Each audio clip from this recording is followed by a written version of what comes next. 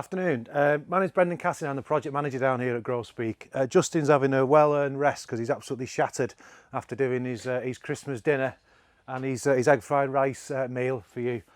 So this is episode 5, recipe 5 of our 12-part series that's funded by Merseyside Recycling and Waste Authority, the Let's Speak About Food project.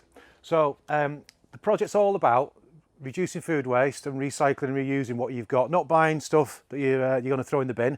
And if you've got stuff in the fridge or the store cupboard, reuse it to keep your costs down and eat healthily.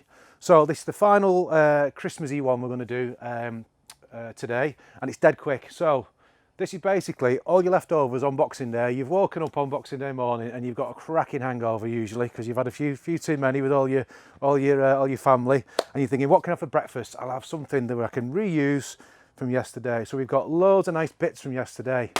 So we've got here, it's not very appetising, but it's very, very tasty. A few potatoes left over, roasties, a few mashed potatoes, boiled potatoes that didn't turn into roasties. We've got a pig in blanket, loads of yummy sage and onion stuffing, and we've got all this lovely chicken here, plus we've got the veggies from yesterday. So all we're going to do, this is really nice breakfast. I do this every year basically because it's my favourite on Boxing Day, more so than the Christmas dinner, is get your pan nice and hot, knob of butter in, and we just want to get your ingredients. And what I do is slice them really thin, little tiny pieces of the pig in blanket, so you've got a nice bit of crunchy bacon there, nice crunchy sausage meat there, that's enough. Throw those into the butter when it gets nice and hot, and all you're doing is warming it through. It's already cooked, just crisping them up a little bit, okay? So we'll start that off. And get our potatoes, and what we'll do as well is get a bit of this lovely chicken. So what I'm going to do is a nice bit of breast meat there.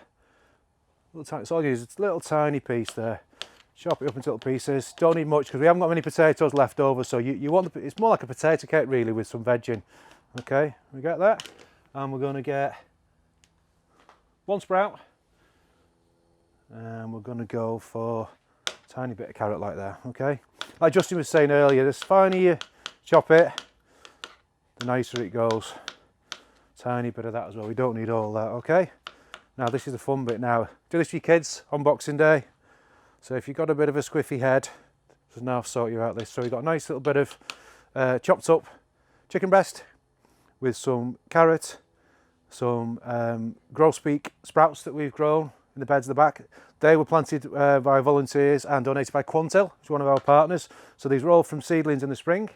Now, how's my bit of pig in blanket doing there? Right, that's warming through nicely. Let's get our spuds. Okay, and we're going to chop them up as well. You're basically making a big potato cake.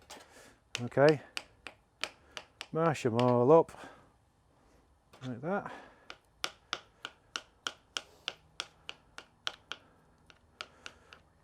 I'm just warming the meat through there. You don't really need to do. I'm just trying to crisp it up a little bit. We could just do it all as one. Whack it in there. And then what I've got here, you don't need to do this. So I've got some little, you're basically making like a little potato cake, a little burger really. These are what you do fried eggs with, poached eggs or fried eggs in the pan. We just happen to have these, so you can just use these as a little bit of a mould really. So squash it in like that. You could use anything that's round really, a little bottom of a cup just to get a little circle. It just holds it together a bit better, that's all. I've just got enough for two there, as you can see.